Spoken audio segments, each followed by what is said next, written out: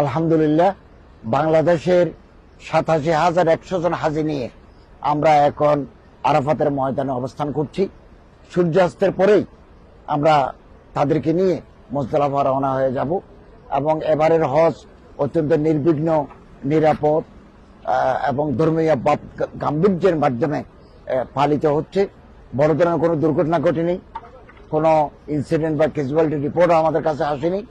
এ পর্যন্ত ১৭ জন হাজি মারা গেছেন বার্ধক্যজনিত কারণে এবং একজন মহিলা হাজি আজকে আরাফাতের ময়দানে মারা গেছেন।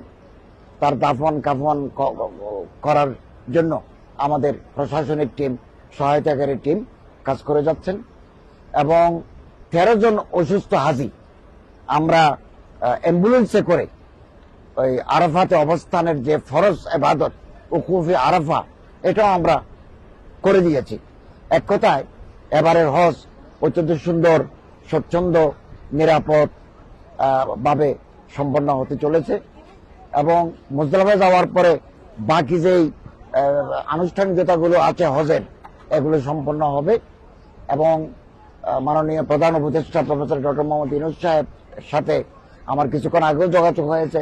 তিনি খোঁজ খবর রাখছেন যে হজটা কিভাবে হচ্ছে এবং নিয়ম অনুযায়ী আমাদের টিমগুলো কাজ করছে কিনা এ খবর তিনি রাখছেন এবং আমরা ইনশাআল্লাহ আজিজ একটা সুন্দর এবং নিরাপদ, নির্বিঘ্ন ধর্মীয় ভাব গাম্ভীর্য নিয়ে